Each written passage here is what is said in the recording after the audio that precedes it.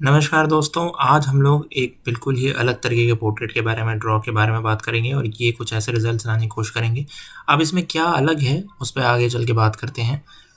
तो ये देखिए, ये जो इमेज है रेफ़रेंस इमेज, इसमें देखिए लाइट हमेशा हम जैसे ड्रॉ करते हैं तो लाइट सामने से पड़ रही होती है, साइड से पड़ रही होती है। इस इमेज में ख़ास बात ये है कि लाइट्स जो हैं वो नीचे से पड़ रही हैं। तो पूरा का पूरा पोर्ट्रेट कैसे चेंज होता है, फीचर्स कैसे बदलते हैं और जो जनरलाइज़ तरीके से हम बातें करते हैं कि नोज़ पे यहाँ शेड होगी या फिर लिप्स में अपर लिप्स डार्क होगा, लोअर लिप्स लाइट होगा। अब यहाँ पे ये सारी चीज़ें बदलने वाली हैं। तो मैं शुरू कर रहा हूँ लाइट एंड शेड्स अप्रोच को यूज़ करके। और जैसे आपने देखा, मैंने हॉरिजॉन्टल लाइन ड्रॉ करी, वर्टिकल लाइन ड्रॉ करी और उसके बाद मैं फर्दर फीचर्स की वैल्यू को निकालने में लग रहा हूँ। दूसरा जो मैं यहाँ पे पेंसिल यूज़ कर रहा हूँ, ये है वुडलेस ग्रेफाइट पेंसिल। सारी की सारी ग्रेफाइट की ड्राइंग है, ये चारकोल नहीं है, ये ग्रेफाइट है। कुछ लोगों को कन्फ्यूजन होता है इसमें भी। और जो पेपर है दैट इज़ टेक्सचर्ड पेपर। ये कैंसन का पेपर है, टेक्सचर्ड, एक्सट्रीम टेक्सचर्ड पेपर है ये। यूजुअली पेस्टल्स में यूज़ किया जाता है। तो ये एक अच्छा एक्सपेरिमेंट भी होगा कि कैसे हम इन टाइप के पेपर्स पे एक अच्छा ड्राइंग कर सकते हैं। तो देखिए, मैंने एक आई को ड्रॉ किया, फिर सब्सिक्वेंटली मैं दूसरी आई को भी ड्रॉ कर रहा हूँ। और ये भी बहुत पूछा जाता है कि ये मेथड हम बिगनर्स कैसे यूज़ कर सकते हैं, इम्प्लीमेंट कर सकते हैं और बिगनर्स इससे कैसे सीख सकते हैं। तो अगर सीखने के लिए कुछ है तो ये बहुत इंपॉर्टेंट चीज़ है जो कि आप सीख सकते हैं लाइट एंड शेड्स के अप्रोच के थ्रू। लेकिन इम्पॉर्टेंट चीज़ ये है कि लाइट एंड शेड्स सीखना इतना आसान भी नहीं है कि कोई भी उठेगा और सीख लेगा। आपको डेफिनेटली काम करना पड़ेगा अपनी स्किल्स पे, अपनी टेक्निक्स पे। तो सीखने के लिए आप ज़रूर ट्राई कीजिए, सीखिए इसको। बट ये भी मैं कहूँगा कि इतना बहुत सिंपल और इजी भी नहीं है कि आप फर्स्ट गो में ही कर ले जाएंगे। अब देखिए, मैं हाथ से ही स्मच कर रहा हूँ सारी वैल्यूज़ को। अभी तक मैंने कोई भी ऐसा आउटलाइन को ड्रॉ नहीं किया है। एक बिल्कुल रफ आइडिया लिया है कि यहाँ कहीं आई होगा, यहाँ कहीं फोरहेड होगा, हेयर कहाँ होंगे। डार्क एरिया को मैं आइडेंटिफाई कर रहा हूँ। सबसे पहली टेक्निक यही होती है कि आप डार्क एरिया को, डार्केस्ट एरिया जो है उसको आइडेंटिफाई करें। उसके बाद आप फिर दूसरी जगहों पे आ सकते हैं बड़ी आसानी के साथ।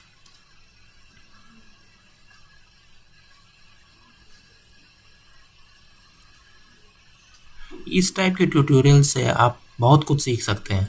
बट पॉइंट ये है कि मुझे आप लोग ये ड्रॉ करके भेजें, तभी मैं आपको बता पाऊँगा। आप पर्टिकुलर कुछ और ड्रॉ करके भेजते हैं तो मुझे रेफरेंस भी नहीं पता चलता।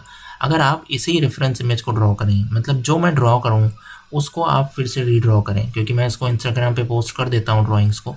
वहाँ से आप उस ड्राइंग को उठाएं और उस ड्राइंग को आप रीड्रॉ करें एंड देन आप भेजें मुझे। तो फिर उसमें चांसेस हैं कि मैं आपको अच्छे से गाइड कर पाऊँगा। मुझे मेरी ईमेल आईडी पे भेजें, वो बेस्ट है। तब मैं आपको बेहतर ढंग से समझा पाऊँगा कि आप कहाँ पे कुछ लैग कर रहे हैं या कहाँ पे क्या आप और अच्छा ऐड ऑन कर सकते हैं। और अब देखिए मैं क्या कर रहा हूँ, सेकंड आई को भी मैं ड्रॉ कर रहा हूँ, रफली ड्रॉ कर रहा हूँ। अभी भी बिल्कुल कुछ भी कंफर्म नहीं है। अब इस टाइप की ड्राइंग्स में यही इंपॉर्टेंट होता है कि एंड में जाके वैल्यूज़ कंफर्म होती हैं। और आउटलाइन वाली ड्राइंग में क्या होता है कि पहली वैल्यू कंफर्म्स हो जाती हैं और उसमें केवल आपको शेड्स को ऑप्ट करना होता है, डार्कनेस को ऑप्ट करना होता है और टोन्स आप निकालते हो। तो वहाँ पे वो प्रोसेस बहुत ईजी है एज़ कम्पेयर कि अगर लाइट एंड शेड्स से उसको कंपेयर किया जाए तो। क्योंकि इसमें पूरा का पूरा चैलेंज यही है कि आप लाइट एंड शेड्स को समझ कितनी पा रहे हो और कितना आप उस पर काम कर पा रहे हो, कितना आप उसको इम्प्लीमेंट कर पा रहे हो अपने पोर्ट्रेट में। ठीक है, तो ये चीज़ हमेशा डिफ़िकल्ट होती है एज़ कम्पेयर, अगर मैं उसको उससे करूँ तो। और कुछ लोग जैसे बोलते हैं कि मैं बिगिनर हूँ, मुझे कैसे ड्रॉ करना चाहिए। तो मैं यही बोलूँगा आपको कि आप हर तरीका ट्राई कीजिए, जो तरीका आपको वाकई फ़ील होता है, जिसके लिए आपको फ़ील आता है उसमें ट्राई करने की कोशिश कीजिए। क्योंकि आसान चीज़ें सीख लेंगे आप और उस पर फिर काम करते रहेंगे तो फिर उसी के यूज़ टू हो जाएंगे। तो कुछ कठिन चीज़ों पे भी हाथ आजमाना ज़रूरी है। तो अब यहाँ देखिए, जो मुझसे मैं बोल रहा था कि जब नीचे से लाइट्स पड़ रही हैं तो यहाँ देखेंगे आप कि अपर लिप जो है वो लाइट हो चुका है और लोअर लिप जो है वो डार्क हो गया है, जो उल्टा है बिल्कुल।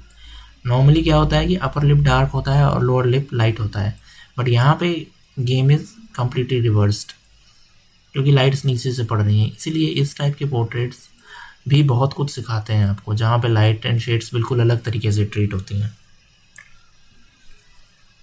तो अभी आप देखिए कि मैं बिल्कुल रफ़ आइडिया ले रहा हूँ, बिल्कुल रफ़ है ये, अभी भी फिनिश नहीं है, इसमें कुछ भी फिनिश नहीं है। अब यहाँ मैं यूज़ कर रहा हूँ ब्रश को और मैं वैल्यूज़ को और ज़्यादा स्मच कर रहा हूँ। पेपर को पूरा का पूरा यूटिलाइज़ करने के लिए मैं पूरा ही उसको स्मज करने की कोशिश कर रहा हूँ। और पेपर इतना टेक्सचर्ड है कि देखिए कितनी आसानी से वैल्यूज़ स्मज हो रही हैं। और वुडलेस पेंसिल का भी यही फ़ायदा है। तो इस टाइप के पेपर का सबसे बड़ा फ़ायदा यही है टेक्सचर्ड पेपर का, कि आप जब ग्रेफाइट वहाँ पे लगाते हो पेपर के ऊपर, तो आप बहुत आसानी के साथ स्मज कर पाते हो उस चीज़ों को। इसीलिए स्मूथ पेपर इतने पसंद नहीं आते मुझे, क्योंकि स्मूथ पेपर के ऊपर smudging it's a lot a difficult thing. और दूसरा कि स्मूथ पेपर खुद भी ये नहीं कहते कि आप इस पे इस टाइप की ड्राइंग कीजिए, क्योंकि वो सपोर्ट ही नहीं करते इस मीडिया को। आपको बहुत मेहनत करनी पड़ती है। इवन मेहनत भी नहीं, मैं ये बोलूँगा कि आप एक टाइप की ज़बरदस्ती कर रहे होते हो पेपर के साथ, कि आप कुछ और ही डिमांड कर रहे हो पेपर से, जो जिसके लिए वो बनाया नहीं गया है। अब देखिए मैं क्या कर रहा हूँ, डार्कनेस मैंने ऑप्ट करी पूरे के पूरे उस पे।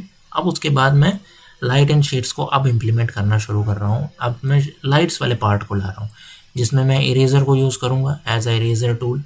जो लोग मेरी ड्राइंग्स देख रहे हैं वो काफ़ी दिन से ये चीज़ें समझ रहे होंगे कि मैं कैसे काम कर रहा हूँ। और जो लोग नए हैं उनके लिए ये लेसन सीखना बहुत ज़रूरी है कि आपको कैसे पहले डार्क वैल्यूज़ ऑप्ट करनी है, फिर लाइट वैल्यू। अब मैं यहाँ पे 9B पेंसिल यूज़ कर रहा हूँ, जनरल्स की है ये। आप किसी भी ब्रांड की एकदम डार्केस्ट जो पेंसिल हो आपके पास, 8B, 9B, 6B, 10B, वो आप यूज़ कर सकते हैं। और प्रेशर दे करके अच्छे से प्रेशर देना पड़ेगा आपको। देखिए आप भी यहाँ देख रहे होंगे मैं अच्छे से प्रेशर दे रहा हूँ और वैल्यूज़ को डार्क कर रहा हूँ। ये 9XXB पेंसिल है, जो कि काफ़ी अच्छे से पेपर पे डार्क वैल्यूज़ को ऑप्ट कराती है। अब ऐसा भी ज़रूरी नहीं है कि आपके पास ये पेंसिल्स होनी ही चाहिए तभी आप ड्रॉ कर सकते हैं। आप इन पेंसिल्स के बिना भी कर सकते हैं, बट एटलीस्ट आपके पास तो 2 से 3 पेंसिल्स होनी चाहिए, जिसमें 4B, 6B तो ज़रूर होनी चाहिए एटलीस्ट। लाइट एंड शेड्स के अप्रोच में खासकर ये चीज़ बहुत ज़रूरी है। अब फिर से मैं देखिए लाइट्स को ऑप्ट कर रहा हूँ।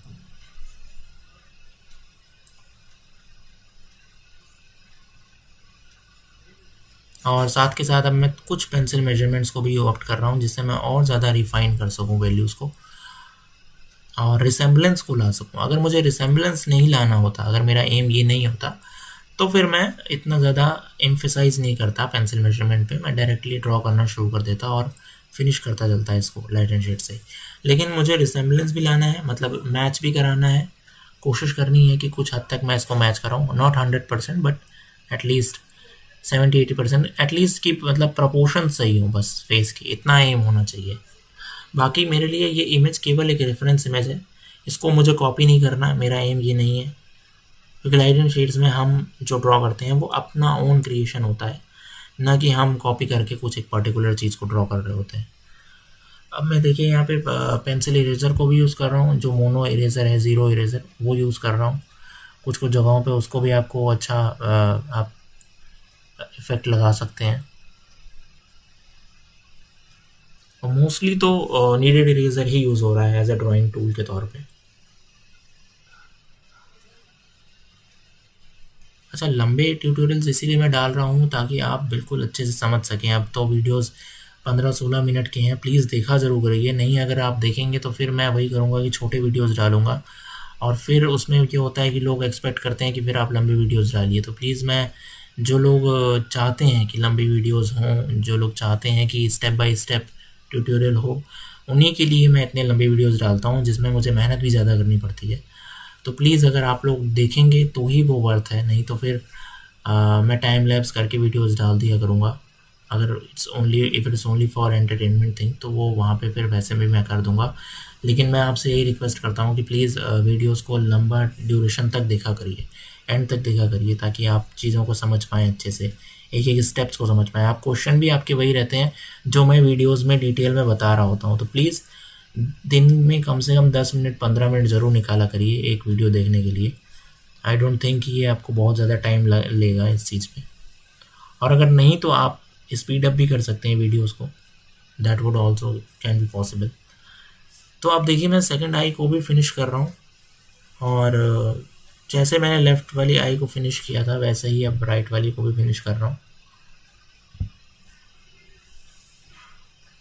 और अभी भी आप देख रहे होंगे कि बस एक सिंपल सा ऑरा निकल के आ रहा है इस पोर्ट्रेट का। अभी भी ये कुछ फिनिश नहीं है, कुछ भी क्लियर नहीं है कि ये कहाँ जाएगी, वैल्यूज़ कहाँ पे होगा। बट मेरी कोशिश यही है कि मैं निकालूँ इस तरह से, इस प्रोसेस से प्रपोर्शंस और फीचर्स निकालने की कोशिश करूँ। इसमें मज़ा बहुत आता है फ्रेंड्स, सबसे बड़ी बात यही है, इस पे काम करने का रीज़न सबसे बड़ा यही है कि ये इतना ज़्यादा एन्जॉयबल है, इतना ज़्यादा एन्जॉइंग करने वाला है आपको कि आप इस पे काम करना चाहते हो बार-बार। बाकी मेथड्स होते हैं जिसमें हम आउटलाइन ड्रॉ करते हैं एंड देन उसमें वैल्यूज़ फीड करते हैं, वो बहुत बहुत ही बोरिंग हो जाता है एक टाइम के बाद। जब आप वैसे 100-200 पोर्ट्रेट्स कर ले जाओगे तो उसके बाद आपको ऐसा लगेगा कि अब उसमें और कुछ नहीं है नया करने का। और लाइट एंड शेड्स वाले में हर पोर्ट्रेट अपने आप में एक बहुत बड़ा चैलेंज होता है। आपको नहीं पता होता कि बनने वाला है कि नहीं बनने वाला। तो वो चैलेंज आपको मोटिवेट करता है कि आपको फीचर्स मिलाने हैं या फिर आपको एक अच्छा पोर्ट्रेट बनाना है जो आपके लिए एक मास्टरपीस जैसा हो, एक बवाल ड्राइंग जिसको कहा जाए। ठीक है, तो वो हो। और दूसरा, जैसे कि आप एग्जिबिट करते हैं कहीं अपना काम, तब लाइट एंड शेड्स वाले पोर्ट्रेट्स को बहुत ज़्यादा आप आगे रख सकते हैं, क्योंकि वो लोगों को पसंद भी आने वाला है। और उसका जो प्रोसेस है, जब लोग पूछते हैं वहाँ पे कि आपने कैसे इसको अचीव किया, कैसे आपने रिजल्ट्स तक पहुँचे, वहाँ पे ऐसा नहीं है कि आप ग्रिड ड्रॉ करके चले जाओगे एंड देन बोलोगे मैंने ग्रिड से किया, तो वो उसको फिर उसी रैंक के हिसाब से देखते हैं। ठीक है, या फिर आपने कोई और मेथड यूज़ किया, लेट से आउटलाइन ड्रॉ करके एंड देन आपने उसमें वैल्यूज़ फिट की, वो सब बहुत बहुत प्राइमरी चीज़ें हैं वहाँ के लिए, उस पर्टिकुलर लेवल के लिए। तो फिर वहाँ पे आपको एक बहुत अच्छा प्रोसेस आपके पास होना चाहिए कि आपने कैसे इसको, तभी आप उसको डिफ़ाइन कर पाओगे वहाँ पे बेहतर ढंग से। तो अब देखिए कैसे मैंने लिप्स को पे काम किया। अपर लिप पे भी लाइट है, लोअर लिप पे भी लाइट है। लोअर लिप पे कम लाइट है, अपर लिप पे ज़्यादा लाइट पड़ेगा। और इसी को, यही चैलेंज है, यही हमें इसमें देखना है लाइट एंड शेड्स वाले में। तो और ख़ासकर जिसमें नीचे से लाइट पड़ रही है, ये बहुत बहुत डिफरेंट है दूसरे पोर्ट्रेट से। इसलिए मुझे लगा कि कुछ ऐसा भी किया जाए जिसमें लाइट्स जो हैं अपना एंगल चेंज करती हैं, तो कैसे पोर्ट्रेट बदलता है।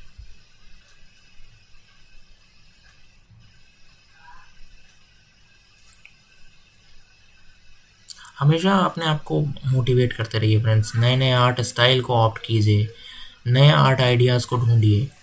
एक ही जैसे काम करके आप उसमें कुछ नया नहीं ला पाएंगे, तो अपने आप को हमेशा चैलेंज कीजिए, अपनी लिमिट्स को बढ़ाइए, अपनी स्किल्स को बढ़ाइए, है ना। तभी आप जाके बेटर आर्टिस्ट के तौर पे एक इवॉल्व हो पाएंगे, एक अच्छे आर्टिस्ट के तौर पे अपने आप को रिप्रेजेंट कर पाएंगे। और सबसे बड़ा जो खुद के लिए सेटिस्फैक्शन है, वो भी बहुत ज़्यादा इम्पोर्टेंट रोल प्ले करता है आर्ट की फील्ड में।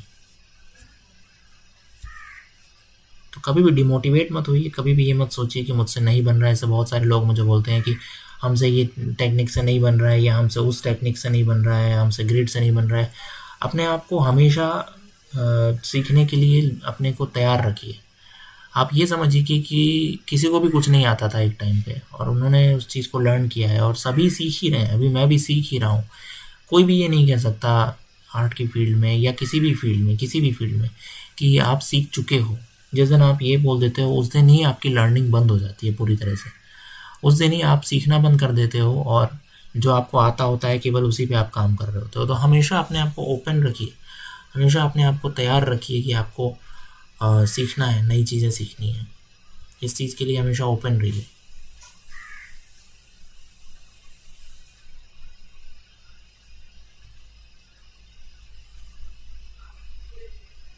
सो this is the way we should do such things. जैसे अब अदर फीचर्स हैं, या फिर जैसे कि ज्वेलरीज वगैरह हैं, उसमें मैं इतना ज़्यादा इम्पोर्टेंस नहीं देना चाहता हूँ, और ना ही मैं आपसे भी नहीं चाहता हूँ कि आप बहुत उस चीज़ को इम्पोर्टेंस दें। वो सब सेकेंडरी या टर्शरी थिंग्स हैं। आपके लिए इम्पोर्टेंट होना चाहिए फीचर्स फेस के जो हैं। अगर वो आप अच्छे ढंग से बना लेते हैं, तो उसके बाद बाकी चीज़ों पे आप स्किप भी कर सकते हैं। तो अब मैं इसको क्विकली फिनिश भी कर दे रहा हूँ। और मुझे लगता है कि आपको ये ट्यूटोरियल पसंद आया होगा। जो भी मैंने यहाँ पे आपको समझाने की, सिखाने की कोशिश की है, वो आपके लिए हेल्पफुल होगा। अगर कुछ लोग नहीं समझ पा रहे, एकदम बेसिक से सीखना चाहते हैं, बिगिनिंग से सीखना चाहते हैं, उनके लिए स्किल शेयर की क्लासेस हैं मेरी, वो प्लीज़ आप ज्वाइन कीजिए। देखिए, मैं लिंक में नीचे डिस्क्रिप्शन में आपको लिंक भी दे दूँगा उसका। आप प्लीज़ ज्वाइन कीजिए, देखिए कि आपको कितना हेल्पफुल होता है। वहाँ पे मैंने बिगिनिंग से बिल्कुल बताया है कि आपको कैसे एक एक चीज़ पे काम करना है, ग्रेफाइट हो चाहे चारकोल हो। तो एक बार ज़रूर ट्राई करके देखिए, आपको डेफ़िनेटली अच्छे लगेगी वो क्लास, क्योंकि बहुत सारे स्टूडेंट्स हैं अभी वहाँ पे जो कि एक्टिव हैं, जो कि सीख रहे हैं वहाँ पे। तो आप डेफ़िनेटली एक बार ट्राई करके देखिए फ्रेंड्स। और मुझे उम्मीद है नहीं, मुझे पूरा विश्वास है कि आपको ट्यूटोरियल पसंद आया होगा, डिटेल्स अच्छी लगी होंगी। तो thank you friends, please channel को सब्सक्राइब ज़रूर कीजिएगा। Thank you once again.